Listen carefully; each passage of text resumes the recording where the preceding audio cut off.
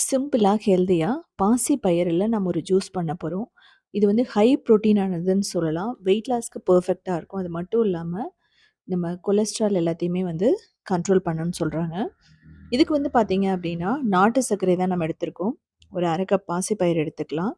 நீங்க பாசிப்பருப்பு கூட எடுக்கலாம். தேங்காய் வந்து ஒரு 1 கப், பாதாம் வந்து பார்த்தீங்கன்னா 1/4 கப் எடுத்துக்கலாம். முதல்ல நம்ம பாசிப்பயிர வந்து நல்லா வறுக்கணும். இது வந்து பார்த்தீங்கன்னா, ஓரளவுக்கு நல்லா ப்ரவுன் ஆகணும். நீங்க லோ, மீடியம் ஃப்ளேம் வச்சுட்டு பண்ணுங்க.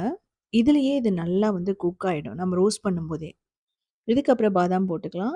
ஏலக்காய் வந்து 3 போட்டுக்கலாம். நீங்க முந்திரி எல்லாம் கூட போடலாம். முந்திரி, கசகசா கூட நீங்க போட்டு பண்ணலாம். ரொம்பவே நல்லாருக்கும்.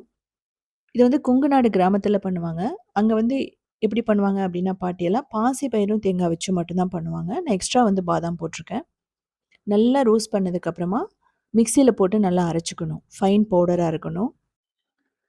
ஸோ இதுக்கப்புறமா இதில தேங்காய் போடுறோம். அதுக்கப்புறம் நாட்டு சர்க்கரை. நீங்க வெல்லம், கருப்பட்டி எது வேணாலும் போட்டுக்கலாம். சுகர் கூட போடலாம். தண்ணி தேவையான அளவு ஊத்திட்டு நல்லா ஃபைனா அரைச்சு எடுத்துக்கங்க. இப்போ நல்ல காட்டன் கிளாத்ல தான் இத வடிக்கணும். ஸோ அப்பதான் வந்து பார்த்தீங்கன்னா, அந்த லம்ப்ஸ் எல்லாம் போகும்.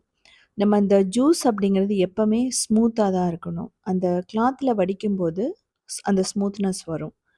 நீங்க மத்த சல்லடைலலாம் ஸ்ட்ரெயின் பண்ணீங்கன்னா, இந்த அளவுக்கு ஸ்மூத்தா வராது. குடிக்கிறதுக்கு வந்து நல்லாவும் இருக்காது. ஸோ இத வந்து நீங்க பார்த்துக்கணும். எப்பவுமே ஒரு நல்ல கிளீனான காட்டன் கிளாத் எடுத்துட்டு, நல்லா வாஷ் பண்ணி வச்சுருங்க. நம்ம தேவையானப்போ பன்னீர் செய்றதுக்கோ, இல்ல இது மாதிரி ஜூஸ் செய்றதுக்கோ யூஸ் பண்ணிக்கலாம். ராகி ஜூஸ் எல்லாம் கூட இதில பண்ணலாம். இந்த மாரி நல்லா பிழிஞ்சு எடுத்துட்டு, மீதி அந்த சக்கை இருக்குன்னு சொல்லுவோம். அது திரும்ப அரைச்சுட்டு வந்து பார்த்தீங்கன்னா, இதில ஊத்திக்கலாம். ஸோ ஒரே தடவ பண்ண வேணாம். ஒரு 2 தடவ பண்ணிட்டீங்க அப்டின்னா, ஜூஸும் நல்லா திக்கா வரும். அதே சமயம் வந்து அது வேஸ்ட் ஆகாது.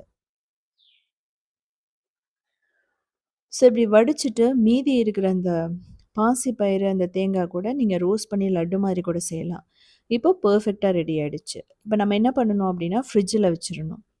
ஃப்ரீசர்ல ஒரு 2 மணி நேரம் வச்சுருங்க. இல்லன்னா ஃப்ரிட்ஜ்ல ஒரு 3 மணி நேரம் வச்சுருங்க. நல்லா வந்து சில்லுன்னு ஆயிடும். அதுக்கப்புறம் நம்ம ஐஸ் கியூப்ஸ் போட்டு அப்படியே சாப்பிட வேண்டியது தான். நல்ல திக்காவும் இருக்கும், ஹெல்தியாவும் இருக்கும். இது வந்து பார்த்தீங்க அப்படின்னா, பாதாம் பிசின், சப்ஜா சீட்ஸ் இதெல்லாம் வந்து எக்ஸ்ட்ரா கூட போட்டுக்கலாம். இதே மாரி சிம்பிளான யூனிக்கான ரெசிபீஸ் வேணும் அப்படின்னா, நீங்க உத்தமி கிச்சன ஃபாலோ பண்ணலாம். கிரியேட்டிவ் வேர்ல்டுன்னு இன்னொரு சேனல் இருக்கு.